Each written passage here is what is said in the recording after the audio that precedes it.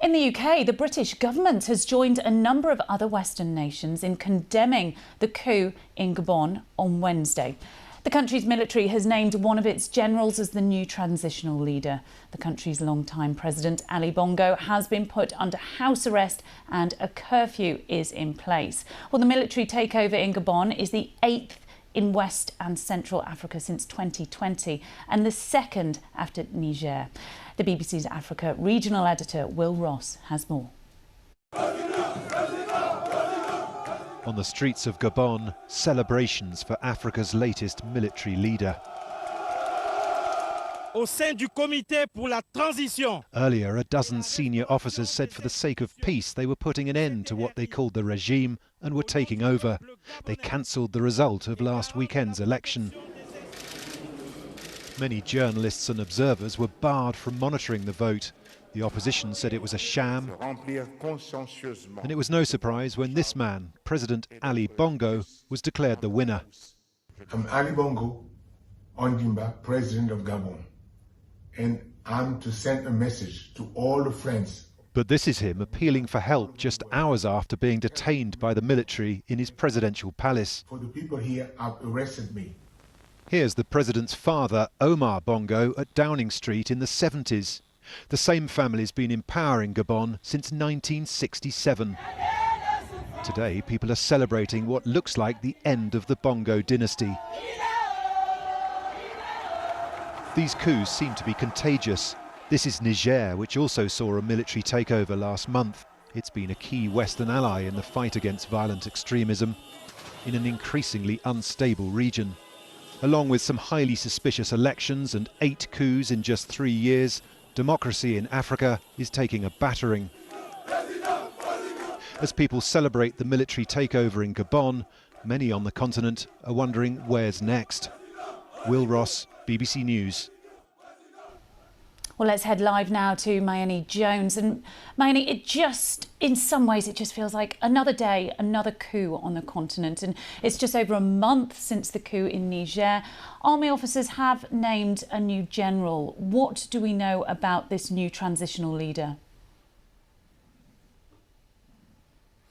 Yes, they have. His name is Brice Nguema, and he heads the Republican Guard in Gabon. That's the unit of the military that was in charge of ensuring the protection of President Bongo just before they deposed him. So he was one of the most powerful men in the Gabonese army. He was in a position of privilege. He was in charge of security. He beefed up the Republican Guard when he was appointed not too long ago, increased the number of personnel that was there, made sure that they were better trained.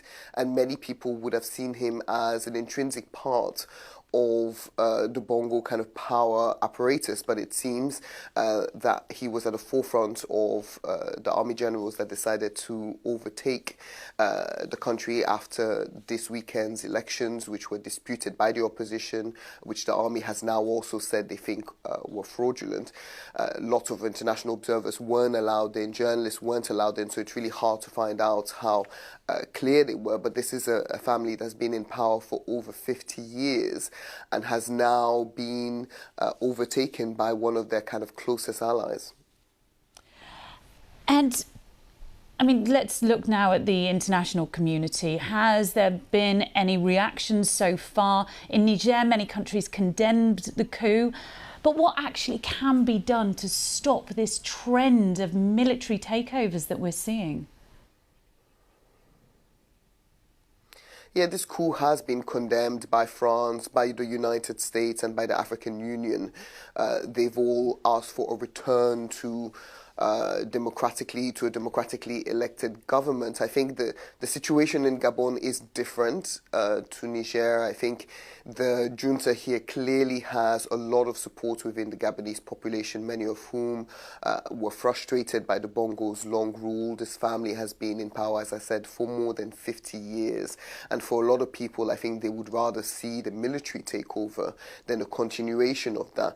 In Niger, on the other hand, it was was a democratically elected president who hadn't been in power for that long. And so the situations in each country are slightly different. There are all these kind of internal dynamics at play that really influence what is happening. But one thing is undeniable is that they're contagious, that no matter what the different circumstances are that are leading to coups across Africa, it seems that in different countries, armies that are unhappy with the government are seeing what's happening in countries like Niger and Mali and Burkina Faso and deciding actually maybe we can do the same. It's not clear what can be done. I mean, negotiations have been ongoing in Niger since the coup in late July.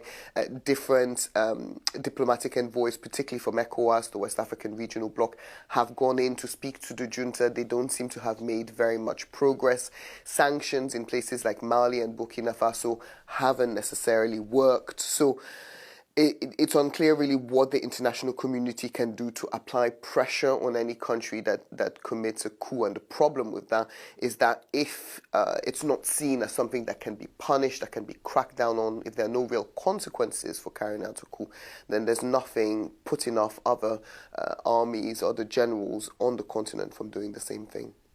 Maini Jones in Lagos, thank you for your analysis and insight on that.